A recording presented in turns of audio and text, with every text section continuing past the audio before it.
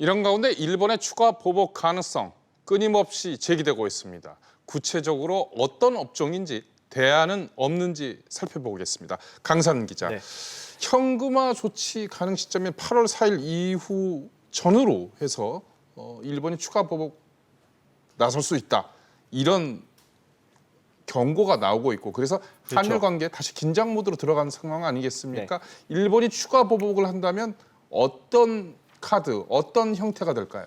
이 수출 규제 품목을 늘리는 것이 가장 유력한 카드로 꼽히고 있습니다. 네. 또 일본이 맞대응으로 일본 내 우리 기업의 자산 동결 가능성도 있고 또 송금 규제 등 금융 제재 가능성도 있습니다. 추가 보복이 현실화된다면 그 과정에서 변수는 뭐가 될까요? 그러니까 한마디로 정치적인 요인, 그러니까 1년 사이 아베 정부의 지지율 추락이 꼽히고 있습니다. 이 현재 아베 신조 일본 총리의 지지율이 30% 초반까지 떨어졌는데요. 이 아베 내각을 지지한다고 답한 사람은 7월 18일자 기준으로 32%였고 지지하지 않는다는 답변은 60%로 집계됐습니다. 강 기자, 일본은 내각제에서 지지율 하락은 총리 교체로 이어질 수 있죠? 그렇습니다. 이제 아베 내각의 지지율이 급락하고 하락세가 이어지자 자민당 내부에서조차 총리 조기 교체론이 거세지고 있는데요. 때문에 조바심이 난 아베 내각이 한국 때리기로 반전을 노릴 수 있다는 겁니다. 이 코너에 몰린 아베 내각의 조바심은 최근 코로나19 대응에서도 드러나고 있습니다. 이 코로나19 확산에도 불구하고 여행 장려 정책을 추진하고 있는데요. 지역 경제를 살려서 지지율 회복을 겨냥하고 있지만 무리수라는 지적이 나오면서 일본 내 여론도 더 악화되고 있습니다. 내수 경제를 관광산업으로 살리고자 하는 정책을 추진해 오고 있습니다. 그렇지만 일본 내에서 확산 속도가 있기 때문에 시도라는 것이 상당히 벽에 부딪힐 가능성이 높다 이렇게 봅니다. 내년 7월에 예정된 도쿄올림픽도 치르지 못하는 것이 아니냐 하는. 임 기자, 그러면 아베 총리가 위기에서 벗어나기 위해서 한일 경제 전쟁을 확대할 수도 있다 이런 건가요?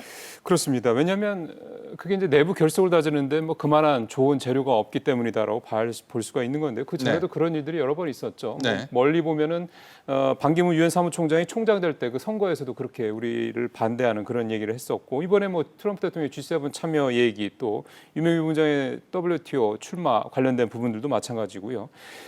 또 정치적으로는 2018년도에 이제 이 북미 정상회담이 시작되는 그 즈음에서 상당히 좀 여러 가지로 좀 약간 회방을 놨다는 표현을 써도 될까 해가 좀 부정적인 그런 역할을 하려고 애를 썼던 얘기들이 좀 속속 좀 드러나고 있습니다. 다시 경제 얘기로 돌아보죠.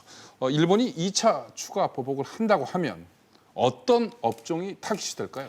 기본적으로 반도체 관련된 쪽이 추가될 수가 있겠고요. 범위가 다른 분야까지 확산될 가능성이 높습니다. 다만 2차 보복이 이렇게 첨단 업종뿐만이 아니라 뭐 한국 기업의 일본에 있는 한국 기업의 자산 억류, 압류 또 한국산 제품에 대한 뭐 관세 인상 이런 쪽까지 확대될 수 있다 이런 우려도 나옵니다. 네. 구체적으로는 전기차 배터리라든가 뭐 정밀화학 원료, 플라스틱 이런 것들이 좀 꼽히고 있는데요. 블랭크 마스크 같은 반도체 소재가 추가될 수 있는 여지도 좀 있고 그다음에 기초 유분, 뭐 전기차용 배터리 등등등 이런 부분들이 좀 주로 좀 거론이 되고 있습니다. 네. 강산 기자. 네. 일본 제품 불매 운동 상황은 지금 어떻습니까? 네, 금방 끝나겠지 하는 일본의 어떤 콧바람을 비웃듯 1년 넘게 현재까지도 이어지고 있습니다. 특히 불매운동을 촉발시켰던 어떤 SNS와 온라인 커뮤니티 등에는 여전히 일본 불매 관련 게시글이 수천여 개 달하는데요. 이 제품도 일본 제품이니까 사지 말자 이런 제보성 글부터 관련 기사 공유가 이어지고 있는데요. 관련해서 전문가 이야기 들어보시죠. 군함도 관련 산업유산센터의 역사 왜곡이라든지 독도 문제, 또 일본군 위안부 문제, 일본 정부에서 계속적인 역사 왜곡이 있는 한 소비자들의 불매운동은 계속 진행될 거라고 예상합니다. 실제 일본 기업들의 실적은 어떻습니까? 자연스럽게 매출 하락, 크게 하락으로 이어졌는데요. 대표적으로 혼다코리아의 매출은 1년 전보다 22.3%가량 줄었고 또 급기야 한국日産은 올해 말 한국 시장 철수를 선언했습니다. 일본 불매운동에 불을 지핀 유니클로 운영사를 보면 지난해 매출이 1년 전보다 31% 급감했습니다. 맥주도 이제 직격탄을 맞았는데 아사히 맥주로 유명한 롯데 아사히 주류 매출은 1년 전보다 624억 원 반토막이 났습니다. 임 기자, 앞서 지적한 대로 결국은 장기전인데요.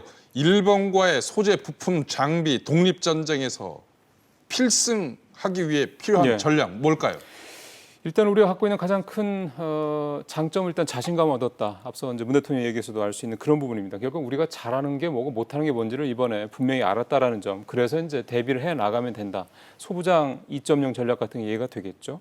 근데 문제는 사실 우리 기업들의 경쟁력이 짧은 기간에 일본의 소부장 업체들의 경쟁력을 따라가기 쉽지 않다는 현실적인 부분이 있습니다. 그래서 교육적인 측면에서 또 R&D라든가 이 투자적인 측면에서도 단순하게 일회성으로 끝나는 게 아니라 중장기적으로 지속적으로 관심을 갖고 해야 된다. 이 점이 사실 우리가 해야 될 가장 중요한 포인트라고 좀 생각이 됩니다.